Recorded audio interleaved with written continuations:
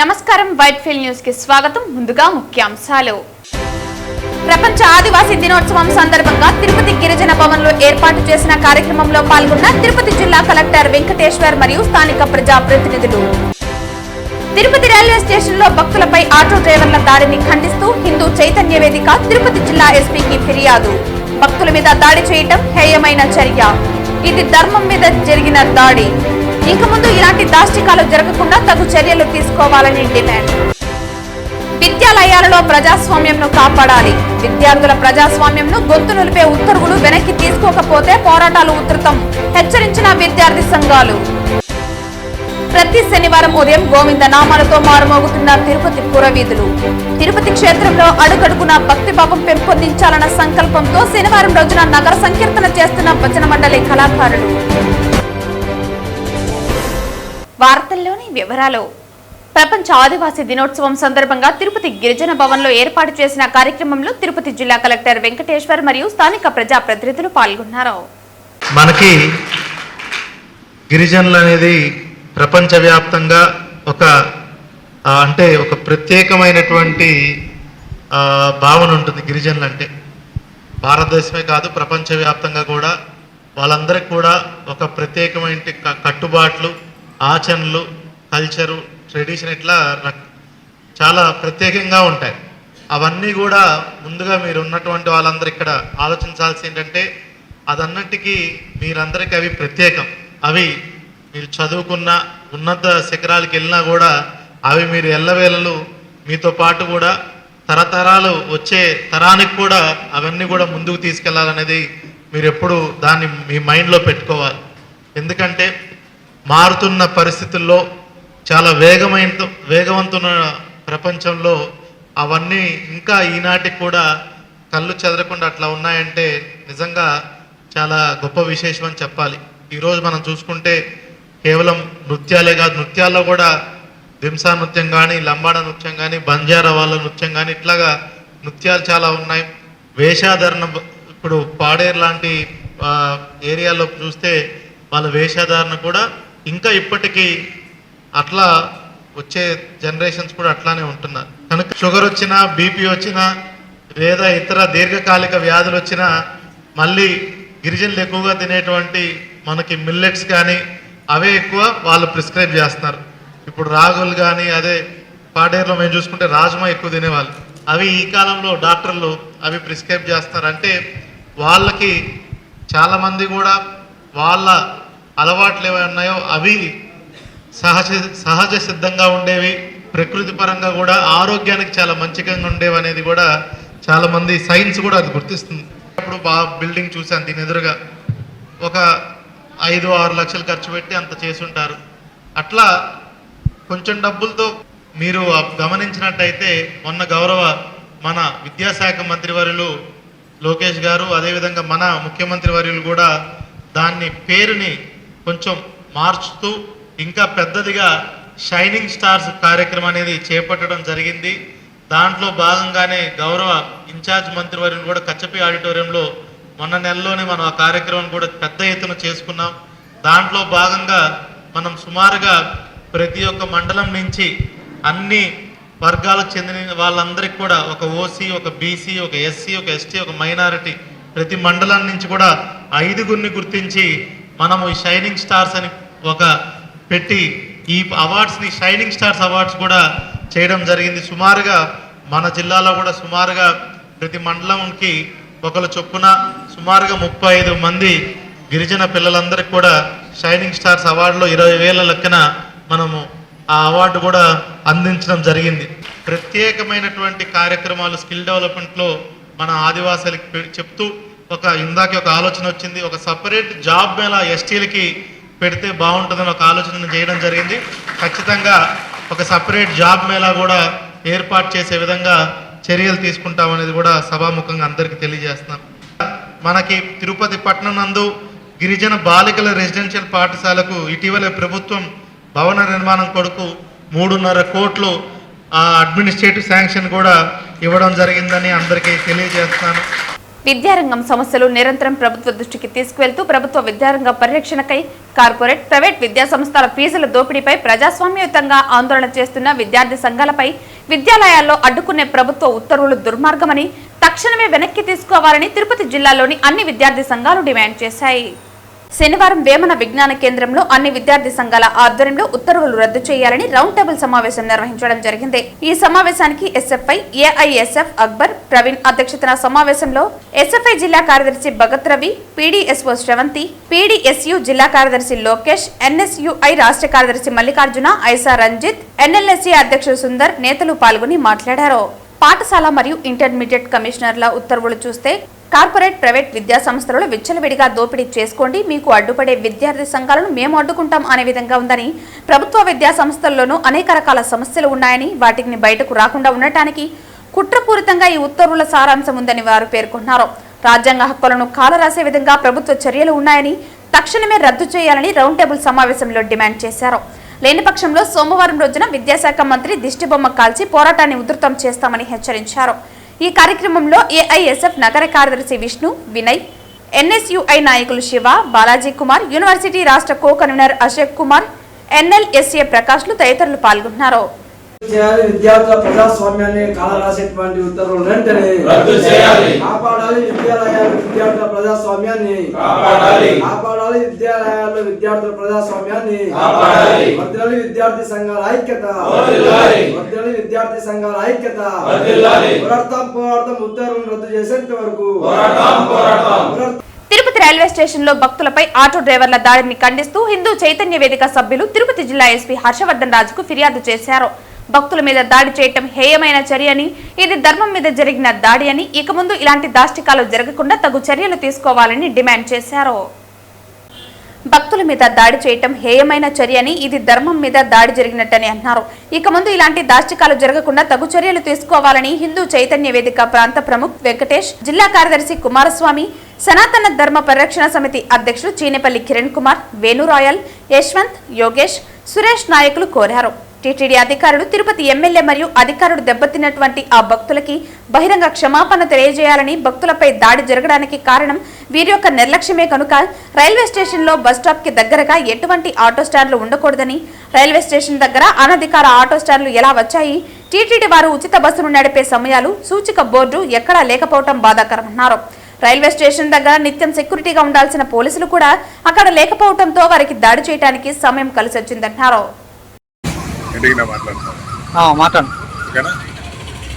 నమస్తే. నిన్న జరిగినటువంటి సంఘటన తిరుపతి రైల్వే స్టేషన్ లో భక్తులపై దాడి ఏదైతే జరిగిందో ఇది చాలా బాధాకరమైన విషయము. భక్తులే మనకు జీవనాధారం. భక్తులు బతుకునిచ్చే భక్తుల మీద దాడి చేయడం అనేది ఇది ఒక కుట్రగా పేర్కొనాలి. తిరుపతి వాసులు కాదు, బయట నుంచి వచ్చిన వాళ్ళు ఇక్కడ ఆటోలు నలుపుతూ దందాలు చేస్తున్నటువంటి దుశ్చర్య ఇది. ఇక్కడ ఆటో స్టాండులు ఎక్కడ కూడా రైల్వే స్టేషన్ దగ్గర కానీ బస్ స్టాండ్ దగ్గర కానీ అధికారికంగా ఆటో స్టాండులు అనుమతి ఎవరు ఇచ్చారు? రైల్వే స్టేషన్ దగ్గర బస్ స్టాప్ అనేది ఒకటి ఉండాలి, దానికంటూ ఒక స్పేస్ ఉండాలి. బస్ స్టాప్ టీటీడీ వారు ఫ్రీ బస్సు పెట్టారు. శ్రీవారి మెట్లకి ఫ్రీ బస్సు పెడితే ఫ్రీ బస్సు ఎన్ని గంటలకు వస్తుంది, దాని రూట్ ఏందని ఒక బోర్డు కూడా రైల్వే స్టేషన్ దగ్గర కావచ్చు, విష్ణువాసం దగ్గర కావచ్చు, మన బస్ స్టాండ్ దగ్గర కానీ లేకుండా పోవడం అనేది చాలా బాధాకరం. టీటీడీ అధికారులు ఎంత నిర్లక్ష్యంగా ఉండాలని చెప్పడానికి ఇది ఒక నిదర్శనం కనపడుతుంది మనకి. భక్తుల కోసం మేము అహర్నిశం భక్తుల కోసం పనిచేస్తామన్న టీటీడీ అధికారులు, అలాగే మన గౌరవ చైర్మన్ బిఆర్ నాయుడు గారు దయచేసి దీని మీద ఒకసారి దృష్టి పెట్టండి. భక్తులు ఇబ్బంది పడకుండా భక్తుల కోసం టీటీడీ ఏమేమి చేస్తోంది అనేది ఖచ్చితంగా తెలిపే విధంగా మెయిన్ సెంటర్లలో బోర్డు అనేది ఒకటి ఉండాలి. అప్పుడే భక్తులకు ఇబ్బంది లేకుండా ఉంటుంది, ఎవరు బాధపడకుండా ఉంటారు. ఏదైతే దుస్థితి జరిగిందో భక్తుల మీద దాడి చేయడం అనేది, అతిథి దేవోభవ అనే సనాతన ధర్మ సంస్కృతి కోసం పాటుపడే అందరూ కూడా ఈ దీంట్లో అతిథి వచ్చిన తర్వాత అతన్ని దేవుళ్లాగా చూడాలి. అలాంటి భక్తుల పైన దాడి చేయడం అనేది దుర్మార్గమైన చర్య. ఈ అనధికారికంగా ఉన్న ఆటోలు కావచ్చు, ఆటో స్టాండ్లు కావచ్చు, వీటి మీద గౌరవ ఎస్పీ గారు తగు చర్యలు తీసుకొని ఇంకా మీదట భక్తులకు ఎటువంటి ఆపద జరగకుండా చూడాలని నేను కోరుకుంటున్నా. అలాగే ఖచ్చితంగా ఈ అధికారులు ఎవరైతే ఉన్నారో వీరందరూ కూడా దెబ్బలు తిన్నటువంటి ఆ భక్తులకి బహిరంగ క్షమాపణ చెప్పాలి. దయచేసి తిరుపతిలో ఇలాంటి అవాంఛనీయ సంఘటన జరగకుండా కూటమి ప్రభుత్వం చూడాలని ప్రాధాన్యపడుతున్నా. ప్రతి శనివారం ఉదయం తిరుపతి పురవీధులు గోవింద నామాలతో మారుమోగుతున్నాయి.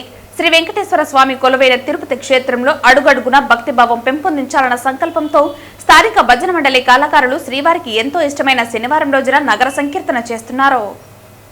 శ్రీ వెంకటేశ్వర స్వామి కొలువైన తిరుపతి క్షేత్రంలో అడుగడుగున భక్తిభావం పెంపొందించాలన్న సంకల్పంతో స్థానిక భజన మండలి కళాకారులు శ్రీవారికి ఎంతో ఇష్టమైన శనివారం రోజున నగర సంకీర్తన చేస్తున్నారు.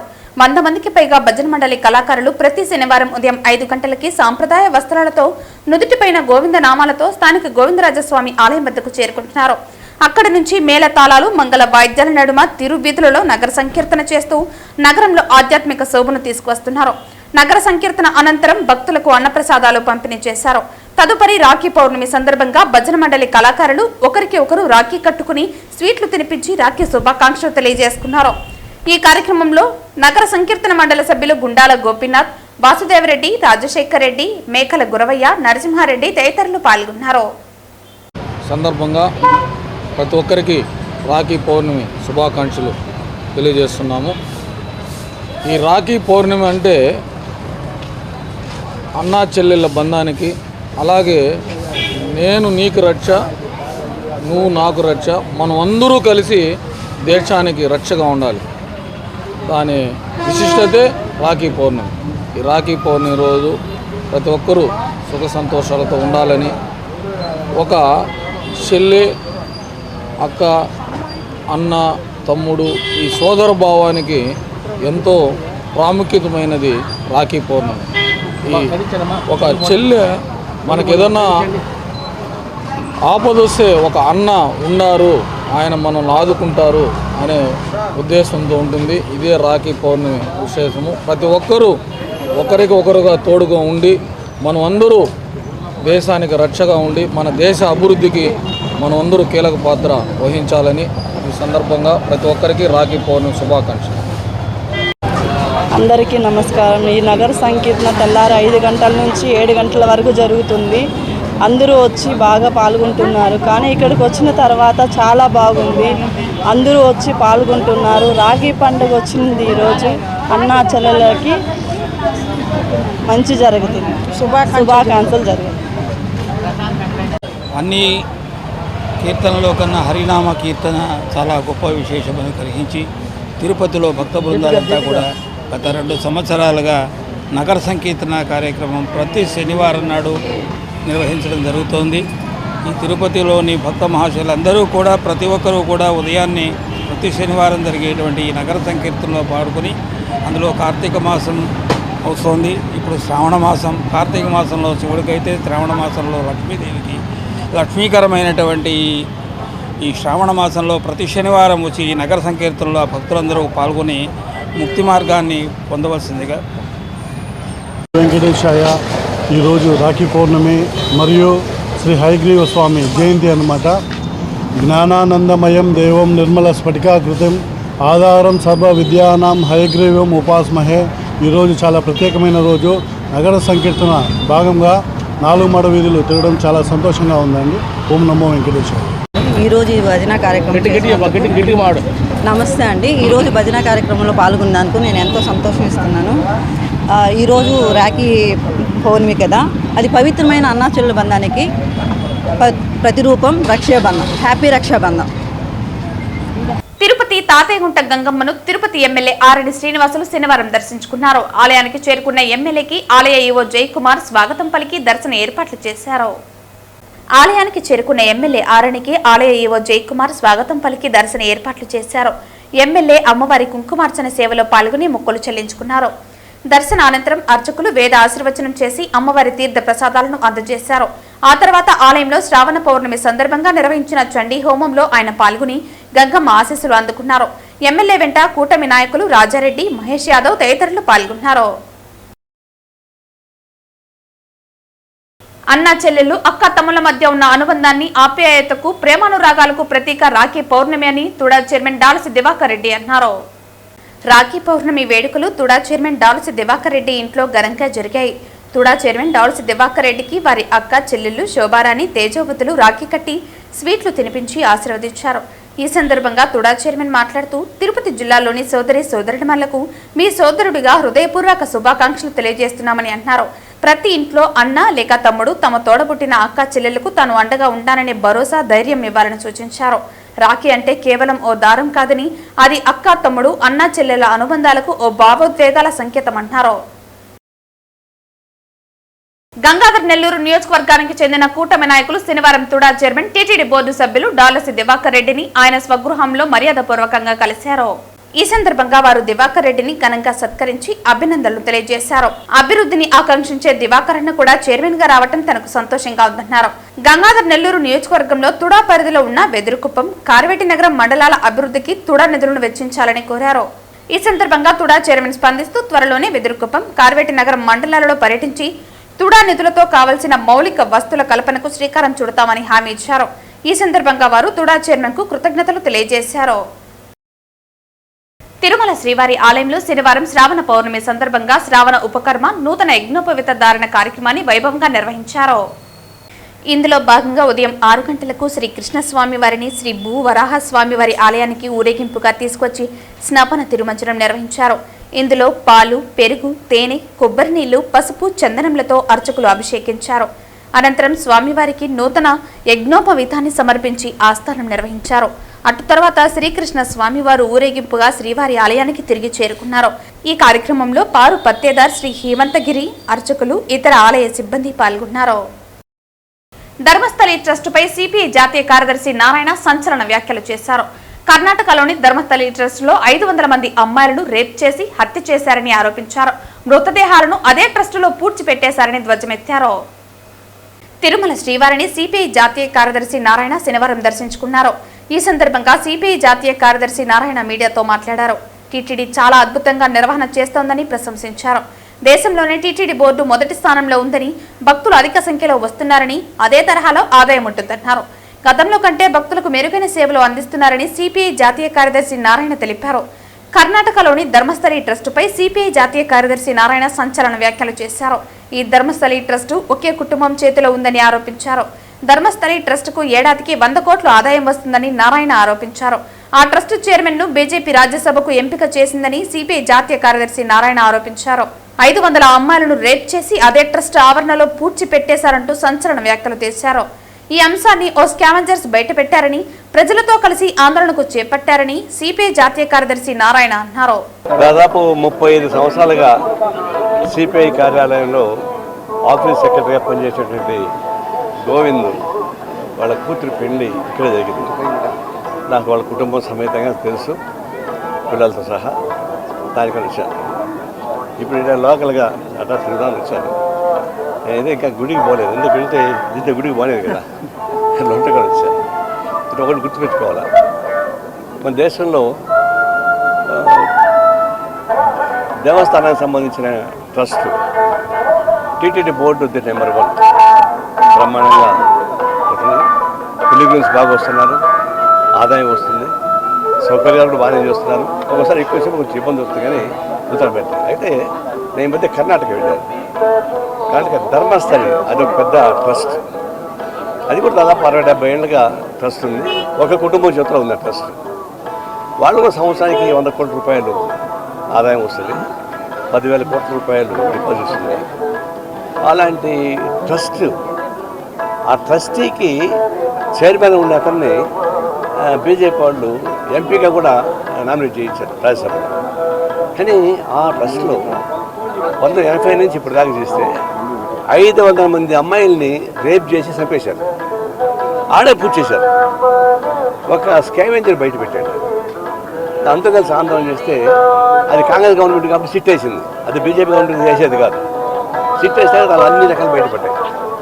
ఆడ పోయి తవ్వుతుంటే గుడి లోపల, కాంపౌండ్ లోపల ఎముకలు మొత్తం పూరీలు ఎముకలు బయటపడుతున్నాయి.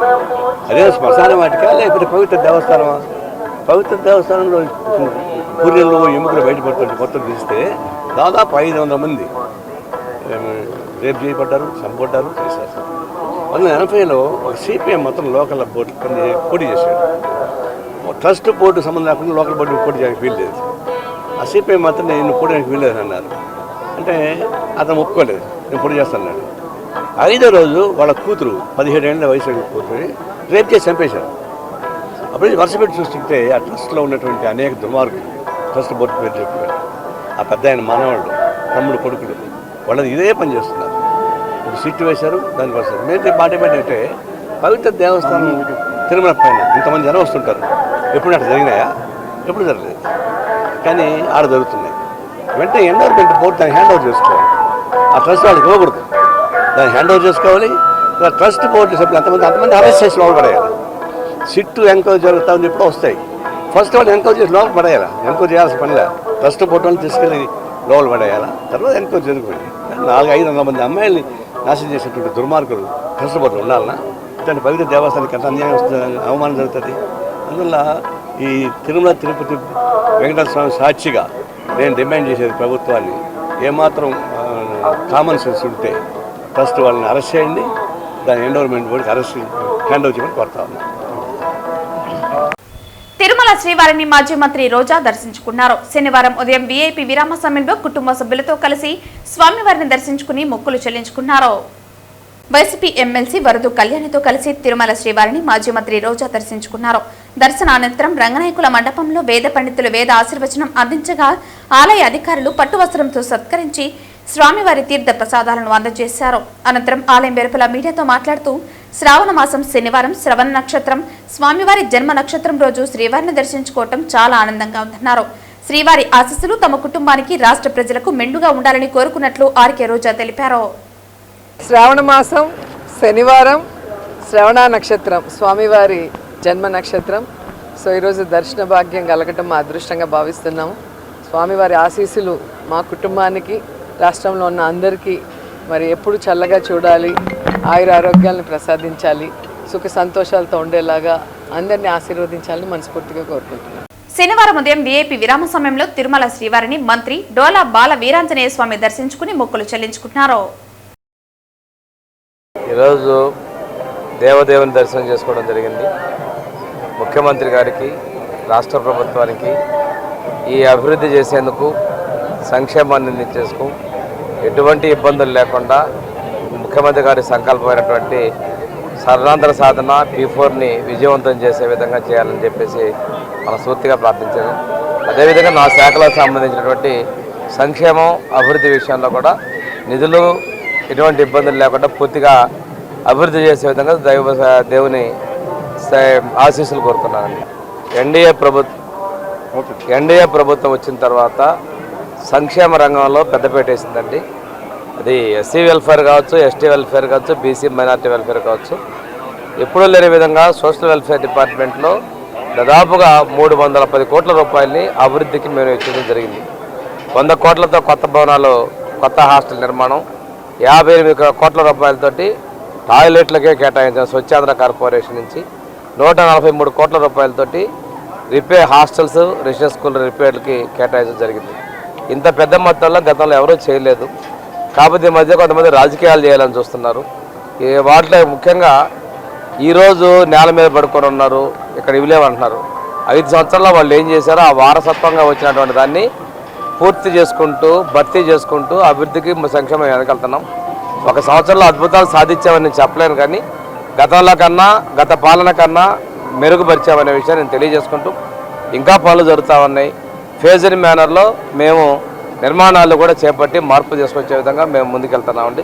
ఈరోజు నాణ్యమైన బియ్యం హాస్టల్స్లో, రెసిడెన్స్ స్కూల్లో మధ్యాహ్న భోజనాలు కూడా ఇస్తున్నాం. ఇవన్నీ కూడా ఈ ప్రభుత్వం పేద విద్యార్థుల పట్ల, పేదల సంక్షేమ చిత్తశుద్ధిని తెలియజేస్తాం. శనివారం ఉదయం వీఐపీ విరామ సమయంలో తిరుమల శ్రీవారిని ఆంధ్రప్రదేశ్ స్వచ్ఛ భారత్ చైర్మన్ కొమ్మారెడ్డి పట్టాభిరామ్ దర్శించుకుని మొక్కులు చెల్లించుకున్నారు. నాకు తండ్రి సమానులైనటువంటి నారా చంద్రబాబు నాయుడు గారు తిరిగి ఈ రాష్ట్రానికి ముఖ్యమంత్రిగా ప్రమాణ స్వీకారం చేసిన తర్వాత స్వామివారికి నా మొక్కు చెల్లించుకోవడం కోసం కాలినడకన తిరుమల రావడం జరిగింది. ఈరోజు తెల్లవారుజామున స్వామివారి దర్శనం చేసుకుని 10 కాలాల పాటు చంద్రబాబు నాయుడు గారి సారథ్యంలో ఈ రాష్ట్రంలో ఉన్నటువంటి 5 కోట్ల మంది ప్రజలు కూడా సుఖ సంతోషాలతో ఉండాలని, రాష్ట్రం అభివృద్ధి దిశగా పయనించాలని,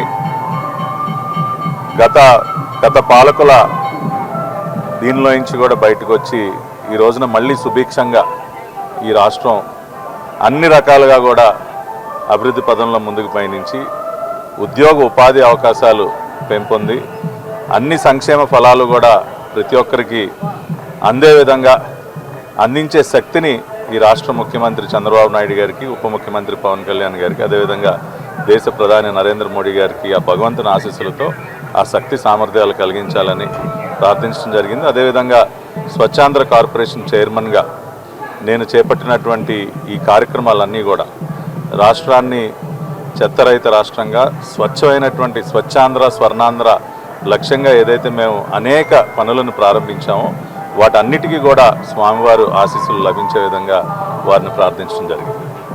పిచ్చాటూరు మండలం రామగిరి శ్రీ ముత్తు కుమారస్వామి ఆలయంలో ఈ నెల 15 నుండి 17వ తేదీ వరకు ఆడికీర్తిక మహోత్సవాలు వైభవంగా జరగనున్నాయి. ఈ సందర్భంగా గోడపత్రికలను శనివారం సత్యవేడు ఎమ్మెల్యే కోనేటి ఆదిమూలం ఆవిష్కరించారు. ఈ సందర్భంగా గోడపత్రికలను శనివారం ఉదయం 11 గంటలకు ఆలయ ప్రాంగణంలో ఎమ్మెల్యే కోనేటి ఆదిమూలం ఆవిష్కరించారు. ఈ నెల 15న భరణి, 16న ఆడికీర్తిక, 17న రోహిణి తెప్పోత్సవం నిర్వహించనున్నట్లు ఎమ్మెల్యే తెలిపారు. మహోత్సవాల ఏర్పాట్లన్నీ భక్తుల సౌకర్యాన్ని దృష్టిలో ఉంచుకుని పూర్తి చేస్తున్నట్లు ఆయన పేర్కొన్నారు. ఈ కార్యక్రమంలో ఆలయ అధికారులు, ప్రజాప్రతినిధులు, కూటమి పార్టీల నాయకులు, కార్యకర్తలు పాల్గొన్నారు. ఇక్కడ ప్రసిద్ధం ఈ కోనేరులో ఒకటేమో తెప్పలు తిరుగుతుంది, రెండవది నంది విగ్రహం నుంచి పవిత్రమైన జలపాతం. మీరు కావాలంటే చూసి ఇవ్వండి, నేను కూడా అక్కడికి వెళ్తాను. ఇప్పుడు చాలా పవిత్రమైనది, చాలా మంది నీరు పట్టుకుని పోయి తాగుతారు. ఇక్కడ కానీ కైలాసనాథ స్వామి అలాగనే స్వామి పార్వతి పర్వత దగ్గర నుంచి వచ్చే నీరు, అంటే కొండల మధ్య నుంచి వచ్చే నీళ్లు. కానీ చిన్న గ్రామం అయినా కూడా రామగిరి భగవంతుడు పార్వతి పరమేశ్వరుడు పుత్రుడు, అంటే సుబ్రహ్మణ్య స్వామి స్వరూపం మీరు చూసి ఉండరు. నేచురల్గా అది ముఖం అలా ఉంటుంది సుబ్రహ్మణ్య స్వామి.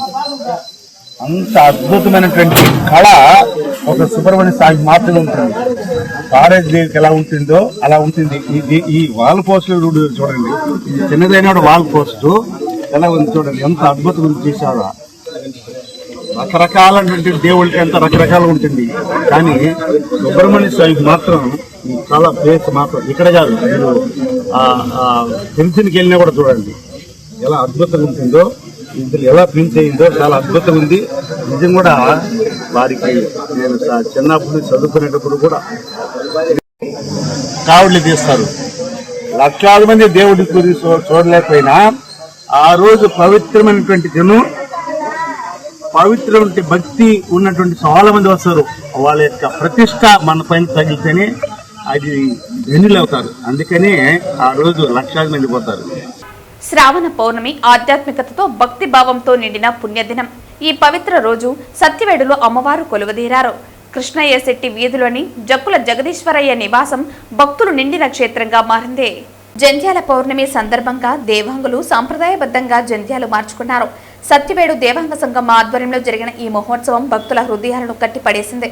అధ్యక్షులు జక్కుల పాండురంగయ్య, ప్రధాన కార్యదర్శి యారాసి మురళీకృష్ణ, కమిటీ సభ్యుల మార్గదర్శకత్వంలో పూజారులు, పురోహితులు వీరముష్టి వీరబ్రహ్మం, కాట్న యోగేశ్వరయ్య, మన్నె అయ్యప్ప, బీరక మునుస్వామి ప్రత్యేక పూజలు నిర్వహించారు. సుమారు 100 మందికి పైగా జంధ్యాలు మార్చుకుని ఆధ్యాత్మిక పుణ్యాన్ని సాధించుకున్నారు. మన్న వెంకటేశ్వర్లు, వాసంతి దంపతులు అమ్మవారికి చీరసార సమర్పించి మొక్కులు చెల్లించుకున్నారు. గాయత్రి పూజలో కన్వీనర్ గుత్తి త్యాగరాజ్, అడ్వకేట్ జక్కుల శ్రీరామమూర్తి, కాట్నా సుధాకర్, జక్కుల సాగరమూర్తి, మన్నె యుగంధర్, కాట్నా హేమభూషణం తదితరులు పాల్గొన్నారు. భక్తుల ఉత్సాహం, యువత సహకారం ఈ వేడుకను మరింత వైభవంగా మార్చాయి. అమ్మవారి ఆశీస్సులు అందరికీ లభించాలని కోరుకుంటూ ఈ కార్యక్రమాన్ని విజయవంతం చేసిన సత్యవేడు దేవాంగ సంఘానికి అభినందనలు తెలియజేశారు. వార్తలు ముగించే ముందు ముఖ్యాంశాలు మరోసారి.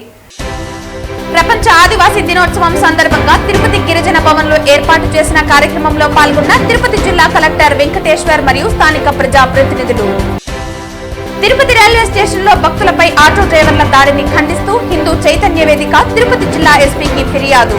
భక్తుల మీద దాడి చేయటం హేయమైన చర్య. ఇది ధర్మం మీద జరిగిన దాడి.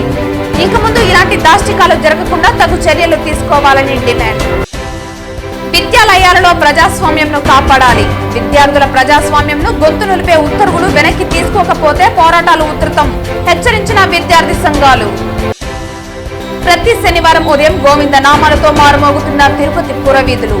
తిరుపతి క్షేత్రంలో అడుగడుగున భక్తిభావం పెంపొందించాలన్న సంకల్పంతో శనివారం రోజున నగర సంకీర్తన చేస్తున్న భజన మండలి కళాకారులు. ఈ వార్తలు ఇంతటితో సమాప్తం. తిరిగి వార్తల్లో మళ్ళీ కలుద్దాం. అంతవరకు సెలవు. నమస్కారం.